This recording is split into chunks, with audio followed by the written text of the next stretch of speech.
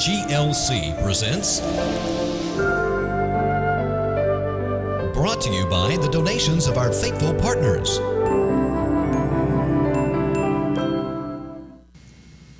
Shalom. I'm Eddie Chumney of Hebraic Heritage Ministries, and we welcome you today to our study on the Hebraic roots of Christianity. We are doing a series entitled Yeshua from Genesis to Revelation, and this is program number 17 in the series. And in this program, we're going to look at how the book of Romans is written to the northern kingdom.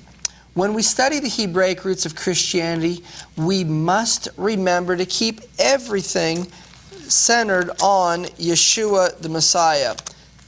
Because we're told in Psalm in chapter 40 in verse 7, "Then said I, Lo, I come, in the volume of the book it is written of me." This verse is quoted in Hebrews in chapter 10 and verse 7, referring to Yeshua.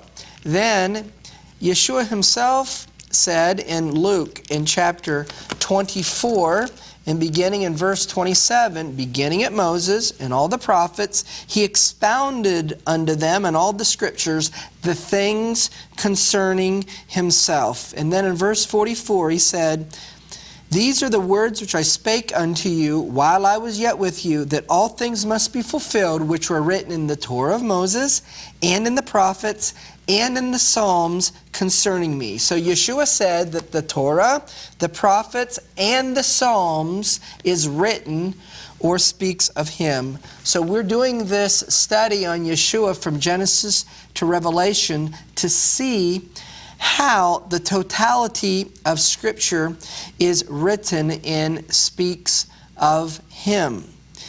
And we are seeing that the central theme of the New Testament is the role of Yeshua the Messiah to gather, unite the 12 tribes of Israel, and a detailed explanation of how this is going to happen. That Yeshua died on the tree, John chapter 10 verses 16 and 17, John chapter 11 verses 49 through 52, to unite the 12 tribes of Israel. But before they could be physically united, Yeshua had to solve a more serious problem, and that is they broke the covenant at Mount Sinai, of which he is the lawgiver. James chapter 4 verse 12 says there's one lawgiver that is able to save. The one that's able to save is Yeshua the Messiah. He's the lawgiver. They broke his Torah, and they got exiled into the nations of the world. And Yeshua wants to forgive his people from their sins, so he dies on the tree, sheds his blood to make it possible for the house of Jacob to be forgiven of their sins for breaking the covenant. And then in doing so, he offers that forgiveness of sins to those in the nations of the world who want to receive the redemptive work of the Messiah when he dies on the tree. That given that it's the messianic task of the Messiah to unite the 12 tribes of Israel, Yeshua was asked in Acts chapter 1 verse 6, "Are you going to restore the kingdom to Israel at this time?" And he answers in Acts chapter 1 verse 8, and it says, "You will receive power after the Holy Spirit has come upon you, and you will be my witnesses." Witnesses of what? Witnesses of the restoration of the kingdom to Israel. "And you'll be my witnesses in Jerusalem and Judea." This is associated with the house of Judah or the Jewish people. Then Samaria. This is associated with the northern kingdom. And then to the uttermost parts of the earth, because the 12 tribes were scattered to the ends of the earth, and also to reach the world with the good news of Messiah, it has to go out to the ends of the earth. So we see in Acts chapter 2 the empowerment on the day of Pentecost in Jerusalem. Acts chapter 2 and verse 1 says, "And when the day of Pentecost was fully come, they were all in one accord in one place." Now traditionally we see that it was just the Jews who were there on the day of Pentecost. And there were Jews there. as it says in Acts chapter 2 and verse 5, "And there were dwelling at Jerusalem Jews, devout men out of every nation under heaven." But what we have missed in reading Acts chapter 2 is it was not only the Jews or the house of Judah who was there on the day of Pentecost, but there was a remnant of the northern kingdom who was there as well. And Peter in his sermon addressed both groups of people. First, he addressed those of the southern kingdom or the house of Judah in Acts chapter 2 verse 14. "But Peter, standing up with the 11, lifted up his voice and said, 'You men of Judea, and you that dwell in Jerusalem.'" You men of Judea and those that dwell in Jerusalem. He's addressing the house of Judah or the southern kingdom. And then in Acts chapter 2 verse 22 he says, "You men of Israel." The men of Israel is a reference to the northern kingdom. And then he says in Acts chapter 2 and verse 36, "Let all the house of Israel know," all the house of Israel, that is northern kingdom and southern kingdom, "that God has made the same Yeshua whom you have crucified, both Lord and Christ," or Messiah. So we see here that Peter is addressing both the southern kingdom and the northern kingdom who had gathered on the day of Pentecost to celebrate the feast of Shavuot. And in telling where the people came from, it says in Acts in chapter 2 verse 9, there were Parthians and Medes, and then it says there were those that came from Cappadocia, Pontus, and Asia. In our last program, we looked at 1 Peter and saw how this was written to the northern kingdom. And what specific areas is this letter written to? 1 Peter chapter 1 verse 1. "Peter, an apostle of Yeshua HaMashiach, to the strangers scattered." The strangers scattered. The word scattered is the Greek word diaspora, those in the exile. The strangers in the diaspora, that would be the northern kingdom, who are in Pontus, Galatia, Cappadocia, Asia, and Bithynia. So the strangers scattered are in these areas, in those who came to Jerusalem for the feast of Pentecost. In Acts chapter 2 verse 9, they came from Cappadocia, Pontus, and Asia. Now if we look at Acts chapter 2 verse 10, it goes on to list strangers of Rome, Jews, proselytes. Proselytes are non-Jews who identify and associate with the Jewish people. So we have the strangers of Rome. Strangers of Rome, that is a reference to the northern kingdom. The northern kingdom from Rome, Jews, those of the southern kingdom, and proselytes, non-Jews, who are identifying with Judah.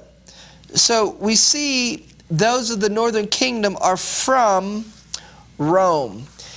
And now what we're going to do is we're going to focus on Romans chapter 9, 10, and 11. And we're going to see how Paul is addressing the northern kingdom in his letter to the Romans. Romans chapter 9 verse 24, it says, "Even us whom he has called, not of the Jews only, but also of the Gentiles." Not of the Jews only, but also of the Gentiles, as he says in Hosea. The Gentiles, as he says in Hosea. The Gentiles, as he says in Hosea. Wait a second. Hosea wasn't written to the Gentiles. The context of Gentiles, as he says in Hosea, is this word Gentile in this verse in context, because it mentions in the next verse, as he says in Hosea, is a reference to the northern kingdom. because Hosea wasn't written to the Gentiles, it was written to the northern kingdom. So as he says of those in Hosea, I will call them my people, which were not my people, and her beloved, which were not my beloved, and it will come to pass in the place where it was said to them, you are not my people, there they shall be called the children of the living God.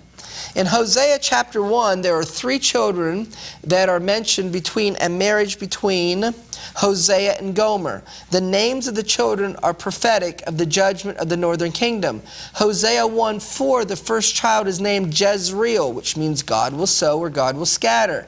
The name of the second child in Hosea 1:6 is Lo Ruhama, or no mercy. And the name of the third child is Lo Ami, or not my people, in Hosea chapter 1 verse 9.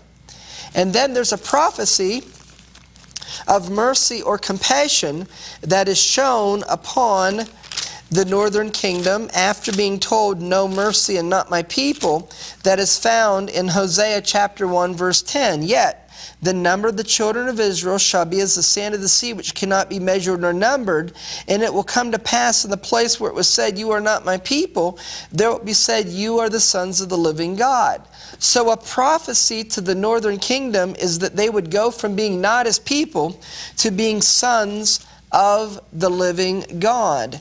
And this is what Paul is referring to the Gentiles, who we've seen in context is referring to the northern kingdom in Romans chapter 9 verse 24. The Gentiles, verse 25, as he says in Hosea, I will call them my people, which were not my people, her beloved, which were not my beloved, and it will come to pass in the place where it was said, you are not my people, there they will be called the children of the living God.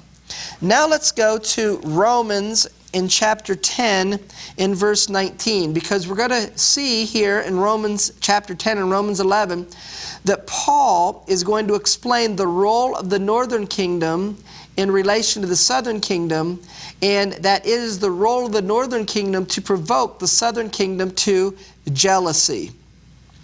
Romans chapter 10 verse 19 says, but I say, did not Israel know? For Moses first said, I will provoke you to jealousy by them that are no people, and by a foolish nation will I anger you. Paul is quoting from Deuteronomy in chapter 32 and verse 21. Now, Deuteronomy in chapter 32 is called the second song of Moses. And this is written as a prophecy to those that came out of Egypt, saying what would happen to future generations.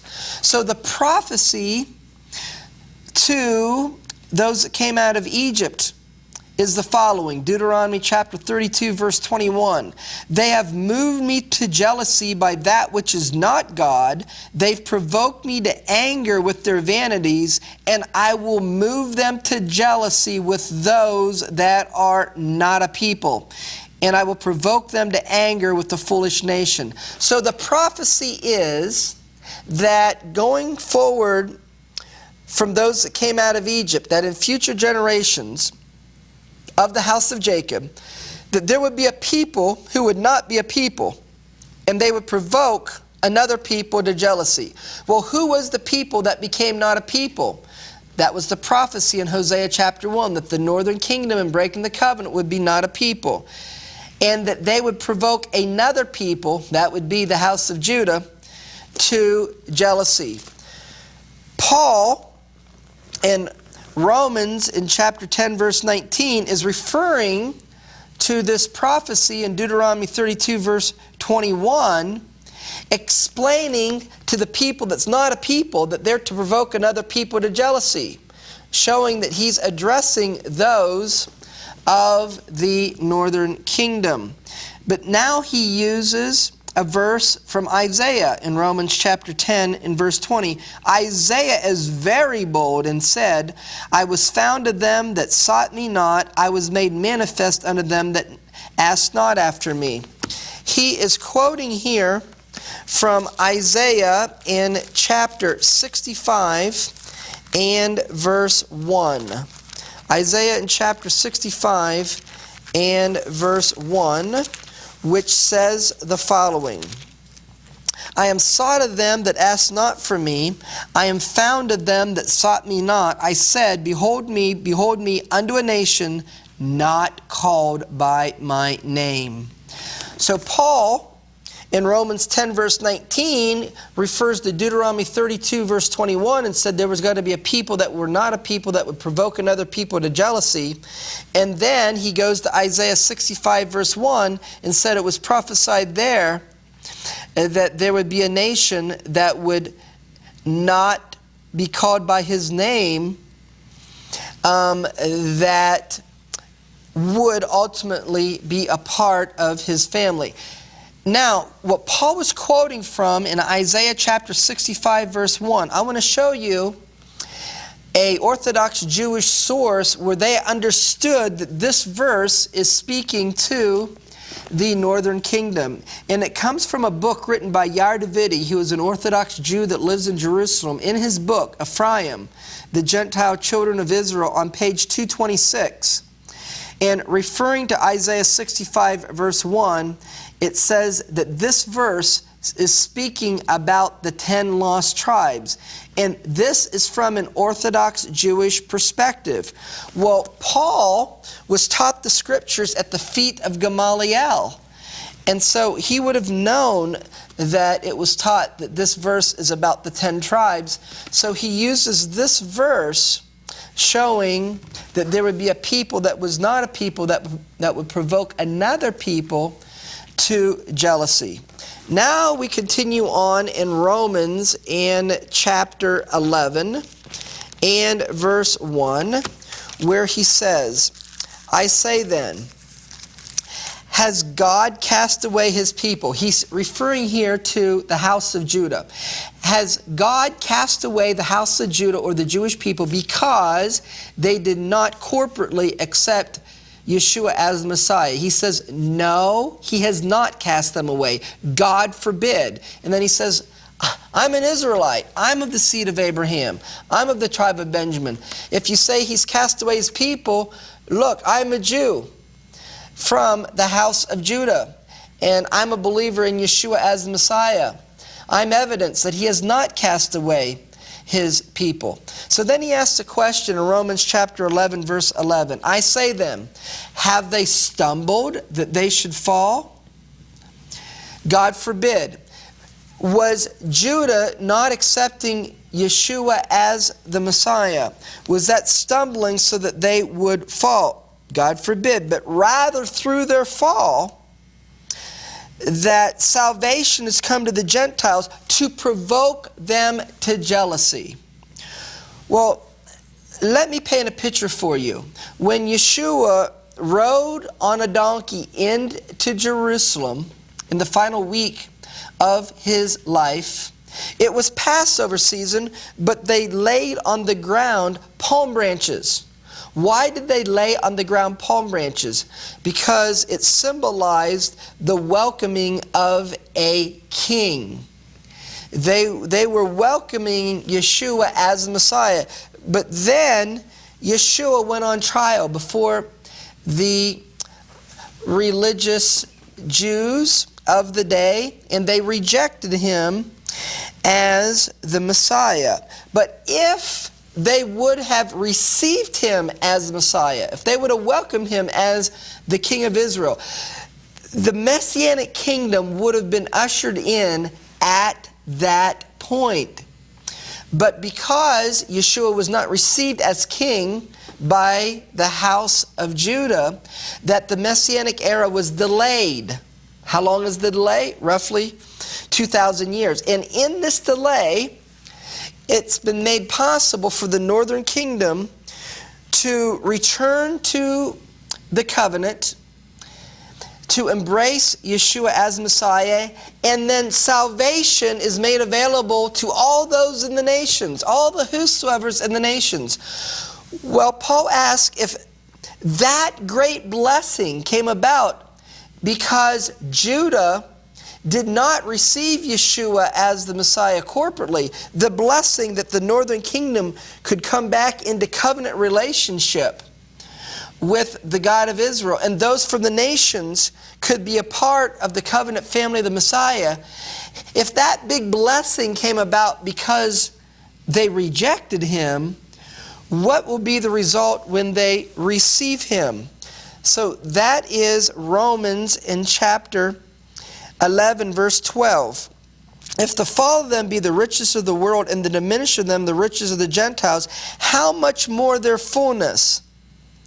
Verse 15, if the casting away of them be the reconciliation of the world, what shall be the receiving of them?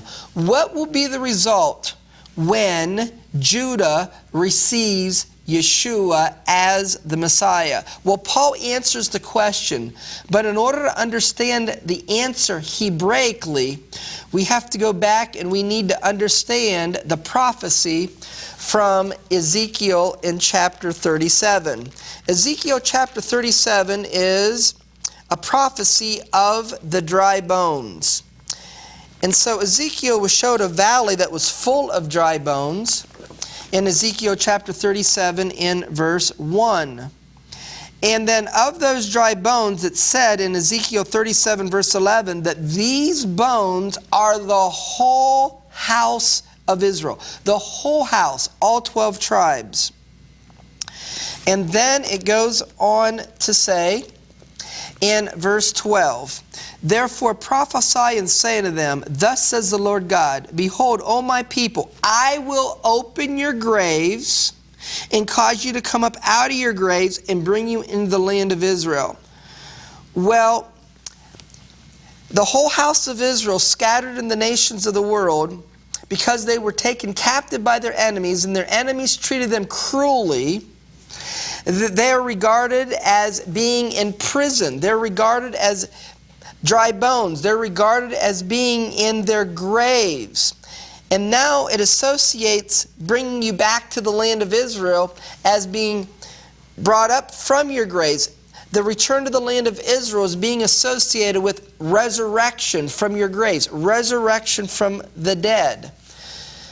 So Ezekiel chapter 37 associates the return of the exiles of Israel to the land of Israel as being likened to a resurrection from the dead. And let's see what this resurrection of the dead is linked with. Ezekiel chapter 37 verse 13. And you will know that I am the Lord when I have opened your graves. They'll know that who's the Lord when he's opened up his graves. Who's the Lord that they will know? It is Yahweh Yeshua. You will know that Yeshua is the Messiah, that he is Lord, when I've opened up your graves. And then it says in verse 14, I will put my spirit in you and you will live, and I will place you in your own land. So the prophecy from Ezekiel chapter 37 is that Judah will know that Yeshua is the Messiah when he takes the exiles from the lands where they've been scattered and brings them back to the land of Israel. And these exiles are defined in Ezekiel chapter 37, beginning in verse 15, as both houses of Israel. Judah and his companions, Ezekiel 37 verse 15, and then Joseph, the stick of Ephraim, and his companions. These are the exiles of Israel who are going to return to the land. And when they do, it's the uniting of the 12 tribes of Israel. It's the Messiah who is going to unite the 12 tribes of Israel. And when this happens, the prophecy is in Ezekiel 37 verse 13, and you will know that I am the Lord when I've opened up your graves. So now we can understand Paul's answer to his question in Romans in chapter 11 and verse 15, which reads, if the casting away of them be the reconciliation of the world, what will be the receiving of them? What will be the result when Judah receives Yeshua as the Messiah? The answer is life from the dead. But who is dead. Well, if you're dead, you're in a grave, and your bones are there in that grave. And who is dead is the exiles of Israel. Going back to Ezekiel chapter 37, life from the dead is when they're no longer in exile, when they return to the land of Israel. So Paul is showing that Judah will believe that Yeshua is the Messiah when we have the uniting of the 12 tribes of Israel. And he's explaining this to the northern kingdom who are in Rome, who he is writing this letter to. So we can see that there were strangers from Rome who came to Jerusalem for the day of Pentecost in Acts chapter 2. And in writing this letter to Rome, in Romans chapter 9, 10, and 11, we can see that Paul is mentioning the prophecies of the northern kingdom from Hosea, and showed that they were prophesied to not be a people, and they are going to be a people, and that they're going to provoke Judah to jealousy, and that when you have the uniting of the 12 tribes of Israel, that is when Messiah is going to be revealed to Judah. So in our study here, we can see how the book of Romans is written to the northern kingdom in exile, and Paul is teaching them who are in Rome. Now remember always these words from 1 John in chapter 2 in verse 6. He who says he abides in him or believes that Yeshua is Messiah ought to walk as he walked. How did Yeshua walk or lived his life? He followed the Torah, and he commanded believers in him to do the same. Shalom in Yeshua the Messiah. Amen.